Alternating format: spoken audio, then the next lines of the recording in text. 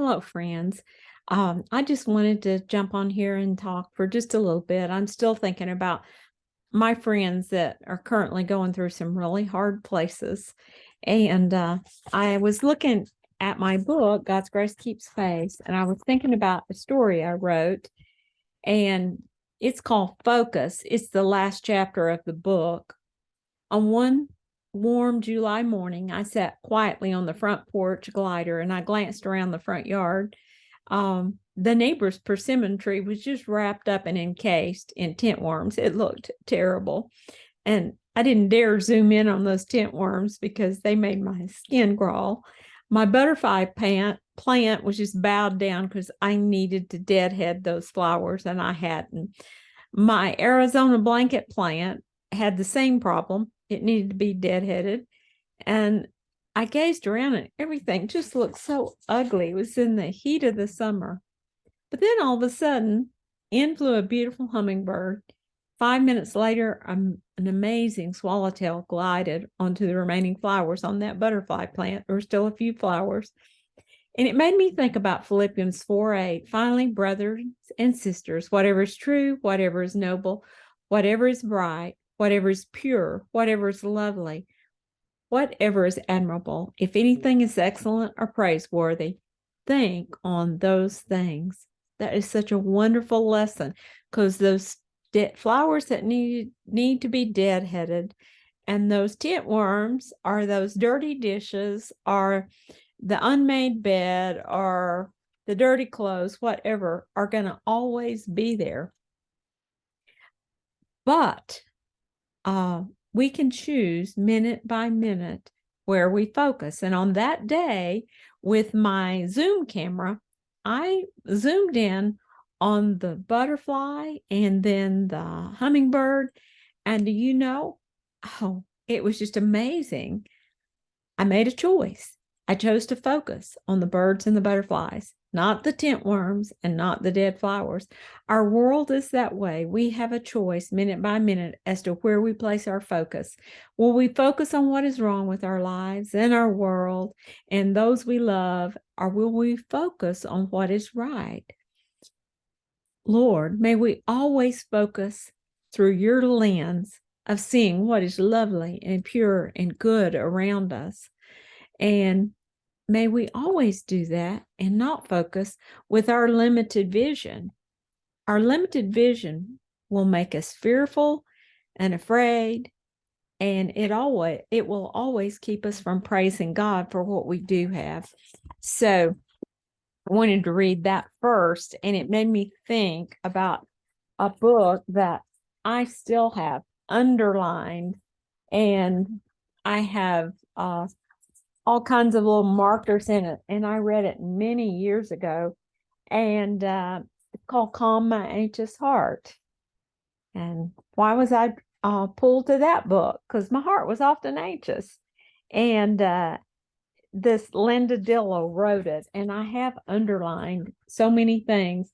But there was one thing in particular I wanted to read about because it's about perspective too. And how do we live contented? And I'm reading this to myself too, ladies. I'm not just reading it to you. I'm reading it to me to remember. And she shares the story of a client that she was counseling. And that client came in and slumped into the chair and began to tell her what all was wrong in her life. And her facial expressions revealed that she lived her own private interpretation of that Philippians 4:8, focus on only those things that are lovely and pure and good. And she had misinterpreted it to mean if there is anything that's not excellent or worth of praise, then think on those things. And her thinking was very negative. Ironically, many people would have traded lives with this gal that was slumped over in the chair because she had beautiful children. She had a husband that was faithful and good to her.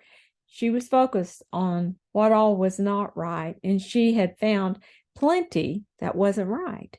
And so in this book, the Linda Dillow that wrote about learning to be contented, which I think we all have to work on living in contentment, because we have husbands that are sick, or children that are not well, or whatever, bodies that hurt, whatever it is, we have those things.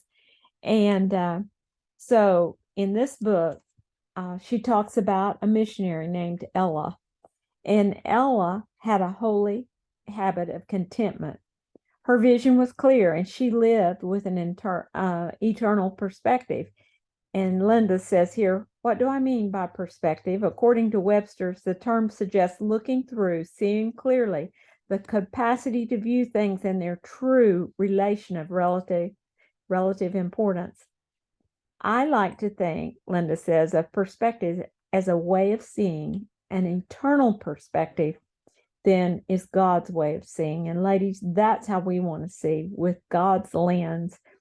When we have God's perspective, we view our lives and evaluate what is important from his viewpoint.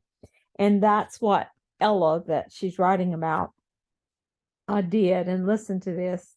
Along with her husband and children, Ella worked as a missionary with the Pygmies in Africa for 52 years. She had left her country, her family, and all that was familiar. Primitive doesn't begin to describe her living conditions in the scorching heat and the humidity of the African bush. But Ella found no relief, because electricity, air conditioning, and other modern conveniences were only a dream to her. Some days it was so unbearably hot that she had to bring the thermometer inside, because it couldn't register the 120 degrees without breaking. Ella's daughter is a friend of the lady that wrote this book, and her daughter often wondered how her mom had done that, how she'd lived a life of contentment with her circumstances, where she had so much to complain about. Well, her daughter unearthed a treasure, a much more significant find than gold or silver. She found the old diary of her mother's, this woman that lived 52 years ministering to the Pygmies. And she had written in there a prescription for contentment. Never allow yourself to complain about anything, not even the weather. Never picture yourself in any other circumstance or someplace else. Never compare your lot with someone else's. Never allow yourself to wish this or that had been otherwise, because that just leads down a road to discontentment. Never dwell on tomorrow. Remember, tomorrow is God's, not ours. And Linda Dillow says, her words overwhelm me. They shame me. How could Ella not complain of the weather when the perspiration dripped off her, when the stale, humid air kept her from sleeping, where she was thousands of miles from her family of origin? What made her everyday focus so different from the other gal slouched in a chair complaining about everything? Her tomorrows belonged to God. She'd given them to him, and because of her tomorrows, because all her tomorrows were nestled in God's strong arms, she was free to live today, one day at a time. She can make the right choices and grow to possess the holy habit of contentment. Ella's focus was eternal, and her focus led to an internal contentment. That's what I want, is to always walk in an internal contentment. An internal contentment that comes from inside here. Peace is what brings that, and that peace is available through God and his word. How many women, reading from Linda Dillow's book, how many women do you know who wear this crown called contentment? You can probably count them on one hand, but if I ask how many women you know who have an anxious spirit or a spirit of discontent, you probably could name several. Contentment is rare, but the truth is, it is possible. And that's what, as children of the King, as daughters of the King, we should strive for, to walk in contentment, even if whatever is going on. Even if fill in the blank, because we all have those even if. So I'm, I'm flying by the seat of my pants. I don't know what I'm doing and making these little videos, but for me, I feel like with Jan, I had to learn how to walk contented, because there was a lot of pain and sleepless nights and unknown things happening.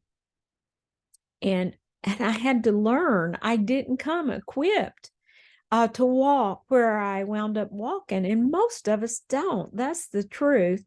So if by making these little short videos, it helps one of you realize that your contentment is just right in your reach, it's possible. It's found in His Word, in trusting what He says. And so, anyway, I'm doing this, like I say, by the seat of my pants. I can't talk that well, and I don't know, I don't edit, but I'm doing it because I do care.